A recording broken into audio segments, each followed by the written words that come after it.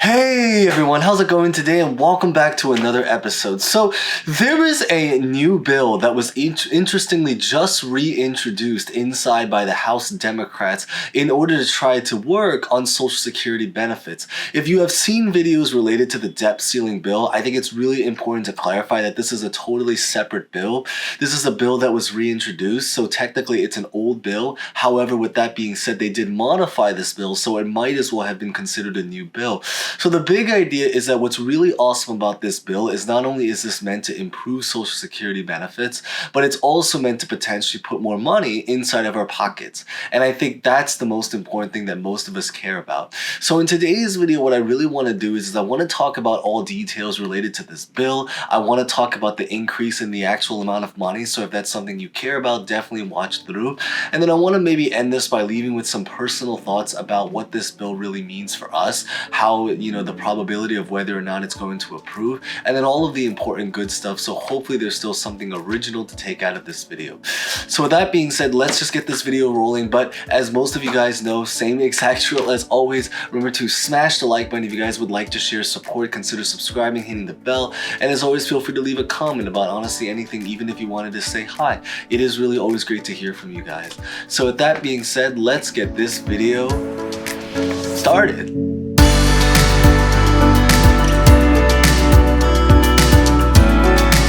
So how this bill particularly works is that it's a bill that's really meant to focus on improving a lot of the things around the world of Social Security benefits. So it does involve more money inside of our pockets, which is the really awesome thing. And it's a contrast from the debt ceiling bill. Again, this is a totally separate bill because in the debt ceiling bill, there were things that were going to benefit Social Security, but not necessarily put more money inside of our pockets. This new bill, however, which was introduced in the House Democrats, specifically by John Larson, it's called the Social Security 2100 Act.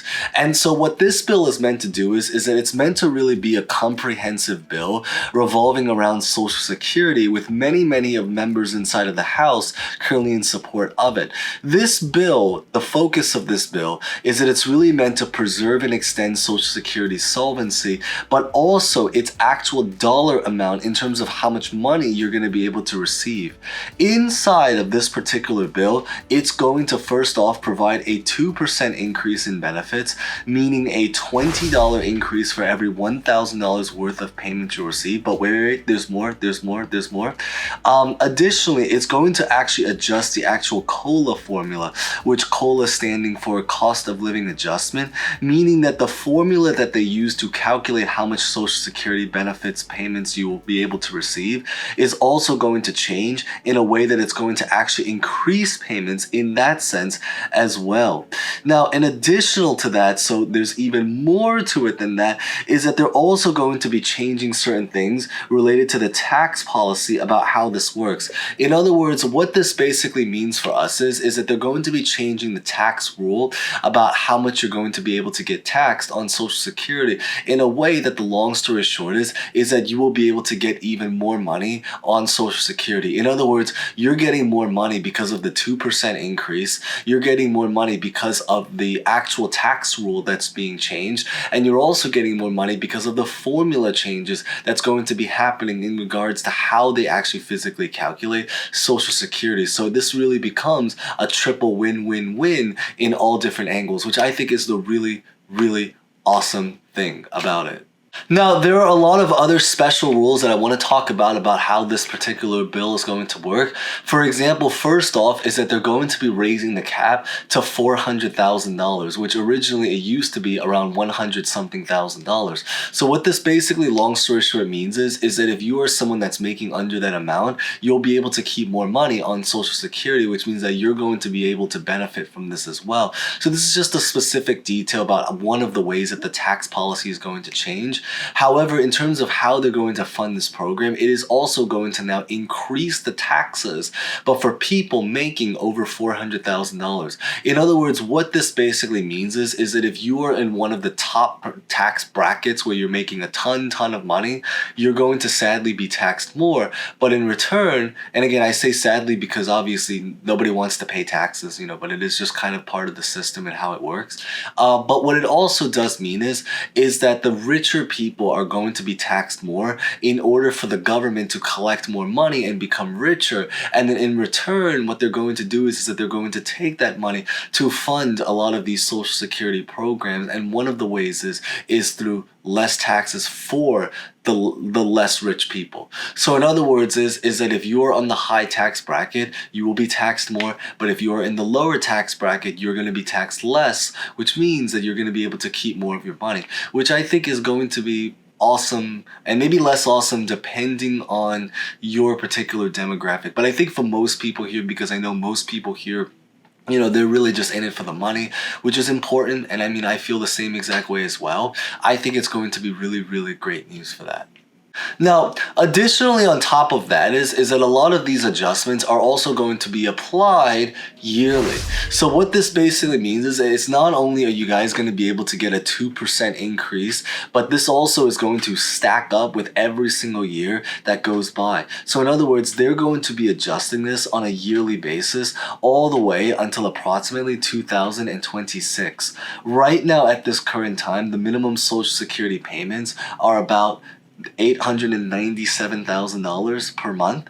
But if worked for us, assuming the person has worked for 30 years to accumulate their Social Security benefits, but under this new bill, it will go up by an estimated amount of $440 per month. So in other words, almost around $1,300 per month is going to be the new minimum average payment for people on Social Security. And again, these adjustments are going to be made based on the number of years you have been receiving Social Security benefits. Now, in terms of talking about some personal thoughts about whether or not I think this bill is going to be able to approve and what this actually physically means for us is that the current situation right now is that most of the Democrats are very, very much in support of this bill that's currently being put on the table and reintroduced. However, a lot of the Republicans are actually sadly against this bill. And you have to actually remember is that many, many Republicans actually originally wanted to end Social Security benefit programs in general. So what this basically means is that it might struggle a little bit inside of the just Congress, in general, in order to get through, because it's going to have a lot of difficulties finding votes from the Republican side in order to get this through. That is one of the not so great news. Now on to some maybe slightly brighter news is that because the debt ceiling bill, so this is now going back to the other bill, again, two separate bills. You have the Social Security Act 2100 Act, which is what this video is focused about, and then you also have the debt ceiling bill. Because the debt ceiling bill was recently now officially approved, the benefit to it is that it did actually provide a lot of money for funding a lot of other programs as well in the world of just the government policy and programs that they typically do. So like Social Security, all those government relief programs. And so what this basically means for us is that because they already approved a lot of this stuff, what this basically means is that the government is going to have more money to be able to work with to do more of these programs, or certainly extend its actual solvency.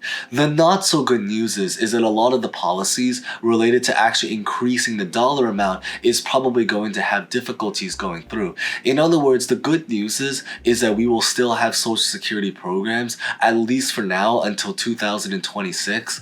The not so good news is that the actual amount is going to change because, again, they did approve COLA after all at the end of the day, but just this new particular bill that's meant to give even more money might struggle to potentially go through. And I think that's one of the most important things to really absorb. But at least at the end of the day, the big idea is that there's still something on the table and that they're trying. They're trying to, by putting things on the table in order to maybe hopefully get things through so that there could potentially be more money coming inside of our pockets. But specifically I mean like people collecting Social Security benefits.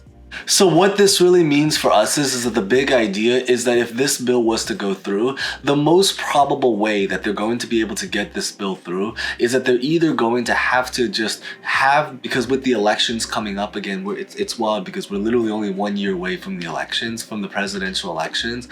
The way this bill is going to have to go through, if it were to go through, just theoretically, we're not saying it's going to go through, but if it were to go through, is that it's probably going to have to go through by either having a power shift inside of Congress. In other words, making it so that the Democrats take over again, once again, and specifically, like particularly take over Congress so that they have more power inside of the seats in the House and inside of the Senate.